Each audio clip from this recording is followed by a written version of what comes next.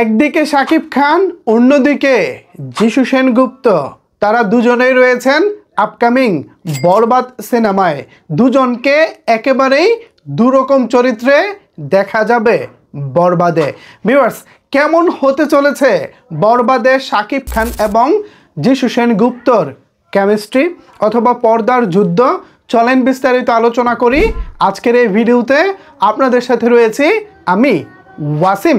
Viewers, Shakib Khan, যিশু সেনগুপ্ত একই সিনেমায় অভিনয় করবেন, এই স্বপ্নটা আমার দীর্ঘদিনের। আমার মনে হয় এটা আপনাদেরও একটা স্বপ্ন ছিল। সেই তুফান সিনেমায় গেল কোরবানির ঈদে যে সিনেমাটা মুক্তি পেয়েছিল তুফান, সেই সিনেমায় শাকিব খানের বিপরীতে ভিলেন হিসেবে দেখা যাবে যিশু সেনগুপ্তকে। এমন একটা আলোচনা মার্কেটে বেশ জোরে সুরেই ছিল, বাট পরবর্তীতে সেটা আর সত্য হয়ে ওঠেনি। এরপরে রোজার ঈদে আসছে বরবাদ, এই সিনেমাতেও যিশু সেনগুপ্ত থাকবে।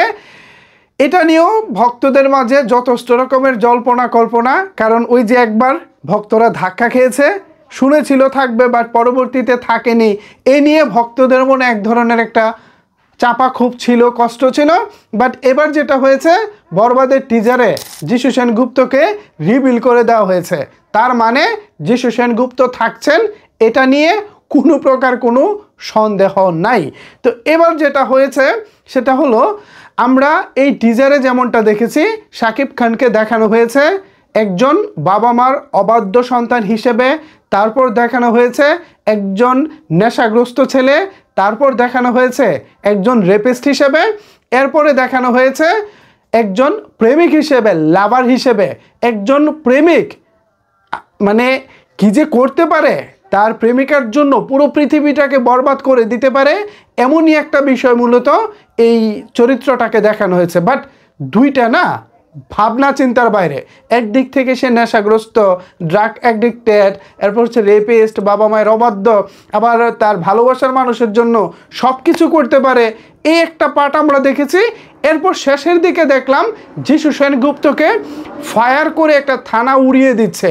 এরপরে আমরা যেটা দেখলাম, তিনি কাউকে রেপ করে উঠে দাঁড়িয়েছেন, প্যান্টের চেনটা লাগিয়েছেন, এরপর পিছন দিকে ফিরে একটা চুম্মা দিয়েছেন, এবং সেই চুম্মাতে না তিনি কাকে যেন একটা ইশারা করেছেন, কি জানি একটা ব্যাপার স্যাপার রয়েছে এখানে। যিশু সেনগুপ্তকে দেখতেছি রেপ করতে, বাট রেপিস্ট হিসেবে টিজারে তুলে ধরা হয়েছে শাকিব খানকে।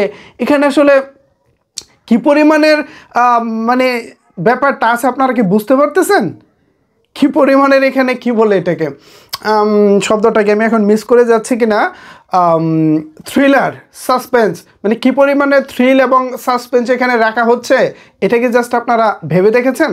আমার কাছে কেন জানি মনে হচ্ছে পর্দায় শাকিব খান এবং যিশু সেনগুপ্তর কেমিস্ট্রি একেবারে জমে ক্ষীর হয়ে যাবে।